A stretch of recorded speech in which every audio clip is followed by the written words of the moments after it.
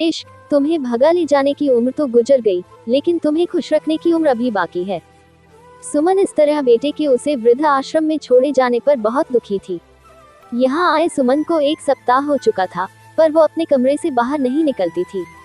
उसे लगता जैसे जिंदगी पूरी तरह रुक गई है। अगर कमरे से बाहर निकलती भी तो वृद्धा आश्रम के बगीचे में ही टहलती रहती। उस दिन भी वो बगीचे में रोज की ही तरह सुबह की गुनगुनी धूप सेक रही थी कि पीछे से आवाज आई, सुनिए, मैं आपसे कुछ बात करना चाहता हूँ। सुमन ने हड़बड़ा कर पीछे देखा तो लगभग उसी की उम्र का एक व्यक्ति वहाँ खड़ा था।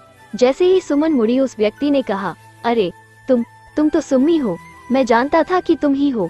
पिछले कई दिनों से मैं तुम्हें देख रहा हूँ, मुझे नहीं पहचाना? मैं अमित, भूल गई क्या? हम कॉलेज के दोस्त हैं।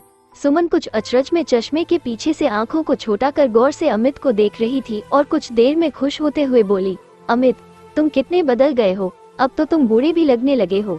इतना कहकर वो हंस पड़ी, साथ ही अमित भी हंसने लगा। दोनों एक दूसरे को उम्र के एक पड़ाव में आमने सामने देखकर मुस्कुराने लगे। अब वे अक्सर ही साथ रहते।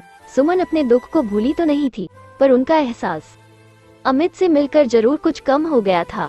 एक दिन टहलते समय सुमन ने पूछा, अमित, तुम्हें भी तुम्हारे बच्चे यहाँ अकेले रहने के लिए छोड़ गए जैसे मेरा बेटा मुझे यहाँ छोड़ अमेरिका भाग गया है?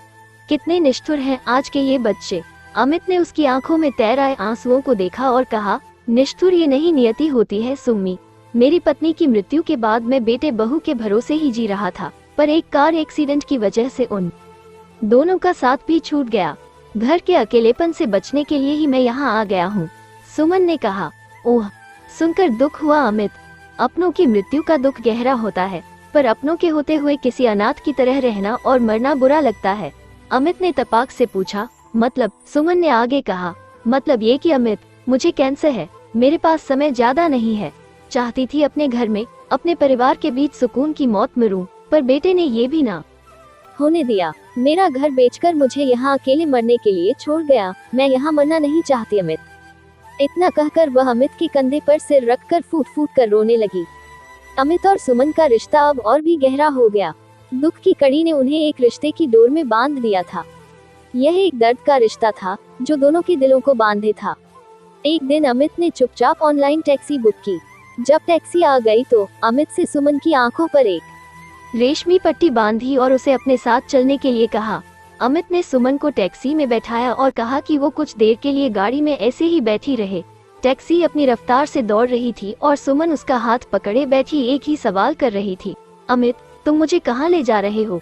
अमित ने उसकी हथेली अपने हाथों में लेकर सहलाते हुए हंसते हुए कहा, सुम्मी, तुम्हें भगा ले जाने की उम्र तो गुजर गई, लेकिन तुम्हें खुश रखने की उम्र अभी भी बाकी है। सिर्फ मेरे साथ चलो, जब आंख खोलोगी तो तुम्हें खुशियाँ नजर आएंगी। सुम्मी को लगा कि टैक्सी 2-3 शार्प टर्न लेकर कहीं रुक गई है। अमित, क्या मैं आंख की पट्टी खोल सकती हूँ? उसने हंसते हुए अमित से पूछा। अमित ने उसका हाथ पकड़ा, टैक्सी से उतारा और सहारा देते हुए बोला, 3 सीढ़ियाँ चढ़ो और पट्टी खुल जाएगी। सुम्मी गिन गिन कर सीढ़ी चढ़ने लगी, 1, 2, 3, और उसने अपने आंखों पर बंधी रेशमी पट्टी खोल दी। सुमन की खुशी का ठिकाना न रहा। वो अपने घर में खड़ी थी। अमित ने कहा, सुम्मी, मैं तुम्हें भगाकर यहाँ लाया हूँ, अब हम यहीं रहेंगे। सुमन ने अपने हाथों को पंखों की तरह खोला और गहरी सांस ली, मानो आज सांस को सांस आई। आशा करती हूँ कि छोटी सी कहानी आप लोगों को पसंद होगी। कहानी पसंद है तो वीडियो को लाइक करके चैनल को सब्सक्राइब कर लें और इस कहानी पर आपकी क्या राय है मैं कमेंट के माध्यम से बात बताएं।